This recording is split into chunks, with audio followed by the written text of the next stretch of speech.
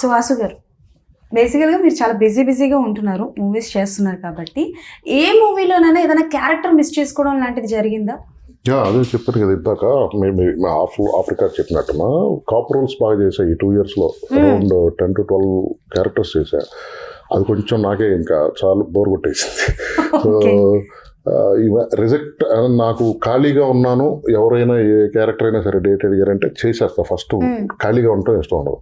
So any character any day. నాకు బాధ అనిపించేది ఏంటంటే కరెక్ట్గా ఏదైనా ఒక 3 రోజులు కమిట్ అయిన రోజు ఇంకొకళ్ళు అడుగుతారు, చూసారు అబ్బా మిస్ అయ్యాను, అందరికీ జరుగుతుంది.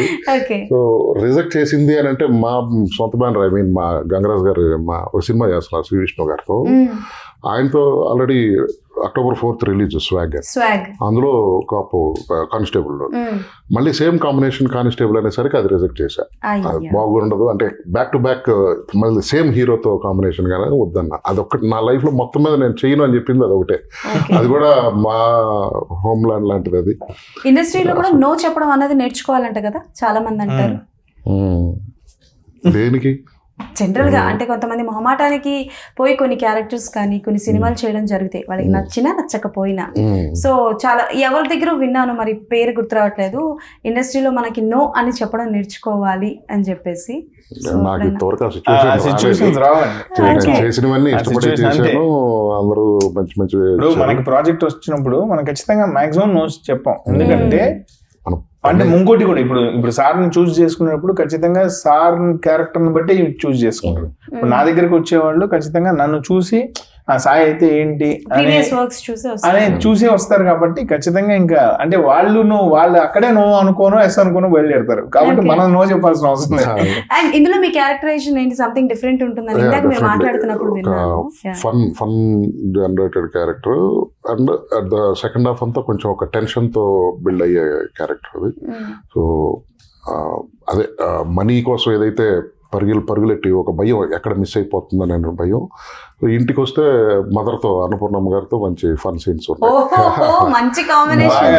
ఆ కాంబినేషన్ అయితే సూపర్ ఉంటుంది. వీళ్ళిద్దరు కాంబినేషన్ అయితే ఆవిడ కొంచెం బ్లైండ్ గా అద్దాలు పెట్టుకుని ఉంటారు. ఆ రిమోట్ ఎవరా అనుకున్నప్పుడల్లా ఈయనకి ఆమెకి పడి ఏమిటే రిమోట్ అని చెప్పి కనపడదు. టీవీ సీరియల్ చూస్తుంటుంది, వింటూ ఉంటుంది అనమాట ఇంట్లో. అసలు భలే ఎంటర్టైన్ ఉంటుంది. మనీ టెన్షన్ లో ఉంటే ఆమె పిలిచి ప్రతిదానికి డిస్టర్బ్ చేస్తా ఉంటుంది అనమాట. సో బాగా ఎంజాయ్ చేసాం ఆ సీన్స్ అన్ని కూడా.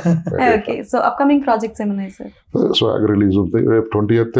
వెబ్ సిరీస్ హాట్‌స్టార్ తోటి రిలీజ్ అవుతుంది, మిస్టరీ ఆఫ్ మోక్ష ఐలాండ్ అని. అది ఈ మధ్య అదే ఈ పోలీస్ వేషాల నుంచి కొంచెం ఆ డ్రెస్ లేకుండా చేసిన క్యారెక్టర్లో ఇదొకటి, రేపు వెబ్ సిరీస్ ఒకటి, మళ్ళీ 4th మళ్ళీ పోలీస్ క్యారెక్టర్. బట్ అది ఎంజాయ్ చేసా ఆ క్యారెక్టర్, వెరీ గుడ్ క్యారెక్టర్. ఆ సినిమా కూడా డిఫరెంట్ స్టైలిష్ సినిమా అది. సో అమృతంతోనే మీరు మీ డైరెక్షన్ రైటింగ్ ఆపేసారా? నాకు ఓన్ ప్రొడక్షన్ హౌస్ ఉంది, టెలివిజన్ కి సీరియల్స్ నిర్మిస్తుంటాను. అవన్నీ నేను పైలట్స్ నేను డైరెక్ట్ చేసుకొని మిగతా మా టీమ్ తో. మూవీ ఎప్పుడైనా డైరెక్ట్ చేసే అవకాశం ఉందా సార్? ప్రయత్నాలు జరుగుతున్నాయమ్మా. అంటే ఎలా పడితే అలా చేసేయచ్చు అని అంటే ఎప్పుడైనా చేసి ఉండొచ్చు. చేసేది ఒకటో రెండో వాట్ ఎవర్ ఇట్ ఈస్, మంచిది చెయ్యాలి, మంచి లాంచింగ్ ఉండాలి అనే ఒక ప్రయత్నాలు అయితే జరుగుతున్నాయి. గాడ్స్ గ్రేస్ ఎప్పుడు.